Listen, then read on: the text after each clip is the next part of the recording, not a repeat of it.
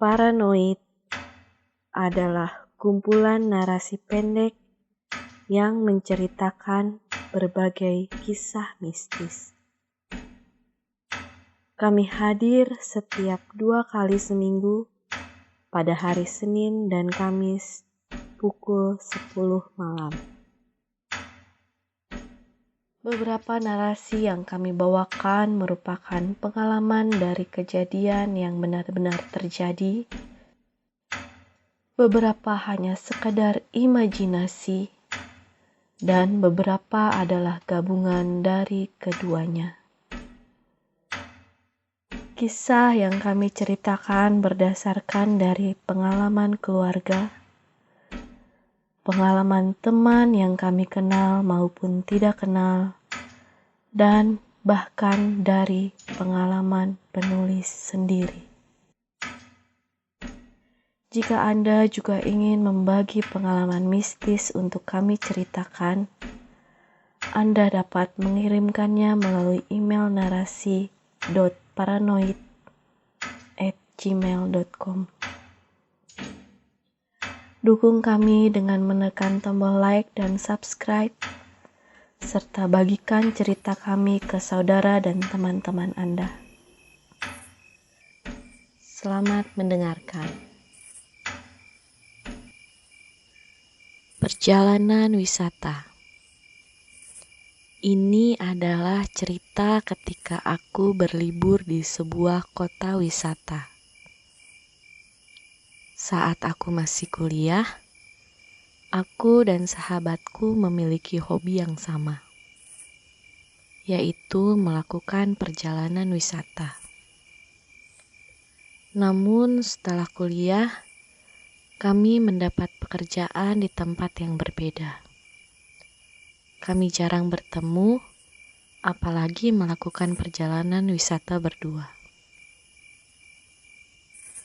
Setelah sekian lama, akhirnya kami menemukan waktu yang tepat untuk melakukan perjalanan berdua. Kami memutuskan untuk berlibur selama 4 hari 3 malam ke sebuah kota wisata yang cukup jauh dari tempat asal kami.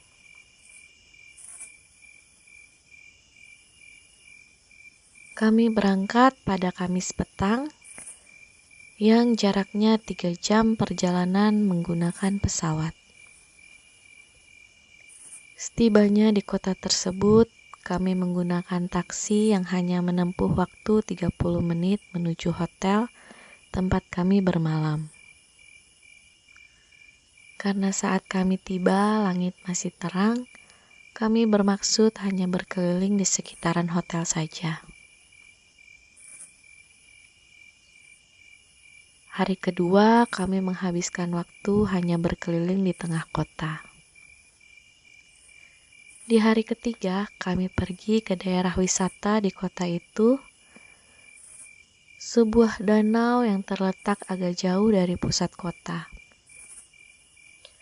Kami berangkat pagi-pagi sekali agar kami dapat puas bermain di sana.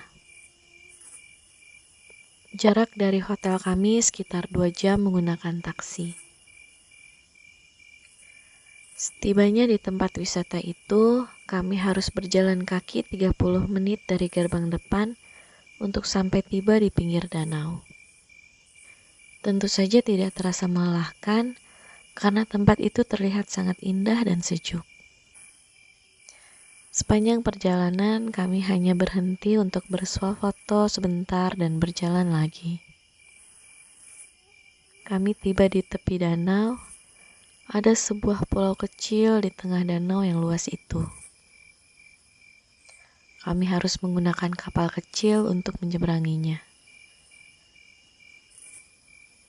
Saat tiba di pulau kecil tersebut, terdapat batu besar di tengah pulau yang digunakan untuk berfoto bagi pengunjung-pengunjung dan dikelilingi pohon-pohon besar di sekitarnya. Kami hanya diberi waktu 1 jam untuk berkeliling dan berfoto sebelum kapal akan kembali ke pulau utama. Setibanya di pulau utama, kami masih berjalan-jalan lagi di sekitaran danau menggunakan transportasi lokal yang hanya bisa digunakan untuk berkeliling di pulau itu. Setelah kami puas berkeliling, kami kembali ke hotel pukul 5 sore.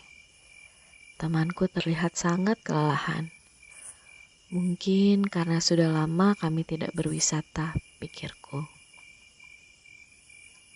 Karena aku sedikit khawatir, aku bertanya, "Kamu capek?" "Tahu nih, kok pundakku pegel ya? Tadi waktu kamu ke toilet di pulau kecil, seperti ada yang menepuk pundak aku, lalu telinga aku berdengung." Aku menyuruhnya segera mandi agar sedikit segar dan beristirahat.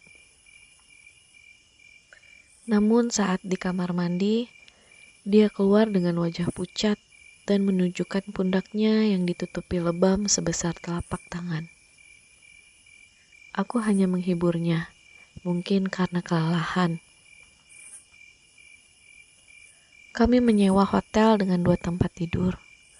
Temanku tidur di kasur dekat jendela, dan aku di kasur satunya. Kami berbincang-bincang hingga lupa waktu karena kami telah sekian lama tidak bertemu. Bahkan temanku melupakan rasa pegal di pundaknya. Ketika kami asik bercerita, kami tertawa lepas. Tanpa memperdulikan waktu sudah menunjukkan pukul 12 tengah malam. Namun, di tengah tawa, kami terhenti karena kami mendengar suara tawa lain dari arah jendela. Suara tawa itu membuat kami terkejut dan mengakhiri obrolan kami dan bergegas untuk tidur. Sini, sini, sini. Aku terbangun mendengar suara dari arah jendela. Ketika aku terbangun, lampu padam seperti saat kami tidur. Namun, TV di kamar kami menyala dan menampilkan gambar statik seperti tampilan TV yang tidak mendapat sinyal. Aku yakin kami tidak menyalakan TV semenjak kami pulang sore tadi. Aku bangun untuk mencari remote TV agar aku dapat mematikannya. Setelah mematikan TV, aku melihat ke arah temanku yang sedang tertidur lelap dengan posisi tidur miring menghadap tempat tidurku. Suara itu masih terdengar. Aku yang penasaran berjalan ke arah jendela.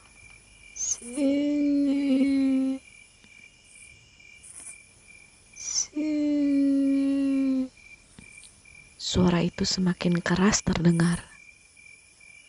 Aku membuka gorden hanya untuk menghilangkan rasa penasaranku. Tentu saja tidak ada suatu pun di balik jendela.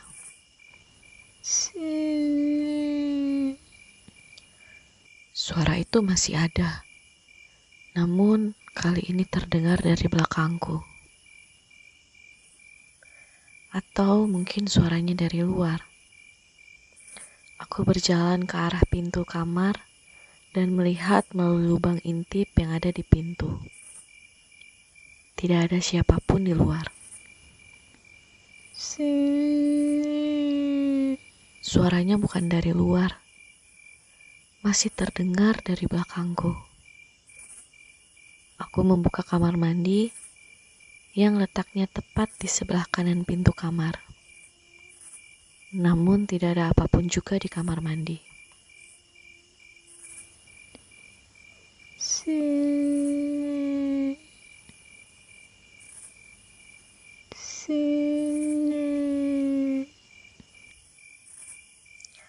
Aku tidak tahu lagi suara itu muncul dari mana. Aku memaksakan untuk kembali tidur dengan mengabaikan suara itu. Si, si.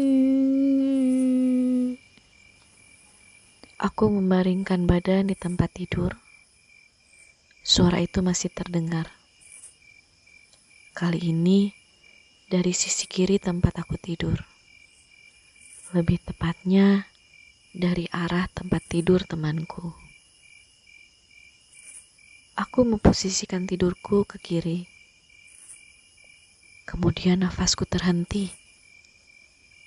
Melihat sosok perempuan berbaju putih dengan rambut yang kusut di belakang punggung temanku. Kepalanya diletakkan di atas pundak temanku. Melihat ke arahku sambil tersenyum. Aku menarik selimut hingga menutupi kepala. Aku tidak tahu berapa lama aku menutup kepalaku. Hingga ada yang menepuk pundakku.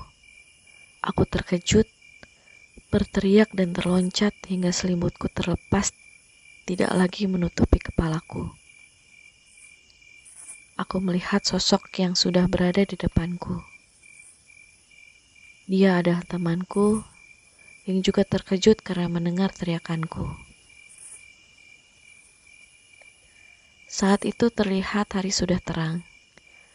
Temanku membangunkanku karena kondisi kesehatannya yang menurun. Wajahnya pucat. "Minta obat dong." Spontan aku melihat ke arah belakang pundak temanku. "Cari apa?" tanya temanku, melihat aku yang sedang kebingungan. Aku hanya menggelengkan kepalaku dan segera bangun untuk mencari obat di dalam koperku. Seketika pandanganku tertuju pada TV yang menyala dan menampilkan gambar statik seperti sebelumnya. "Kamu nyalain TV?" tanyaku heran. "Enggak, udah nyala sejak aku bangun. Tapi aku minta obat dulu." Aku yakin aku sudah mematikan TV tadi malam. Itu adalah hari terakhir wisata kami. Kami harus pulang hari itu. Temanku berniat untuk pergi ke rumah sakit seketika dia sampai di rumah. Namun hingga saat ini, tubuh temanku rentan sekali terkena demam. Tubuhnya menjadi hangat dan bermandikan keringat. Aku tidak tahu apakah itu terjadi karena kondisi badannya yang lemah atau karena ada wanita yang menempel di pundaknya.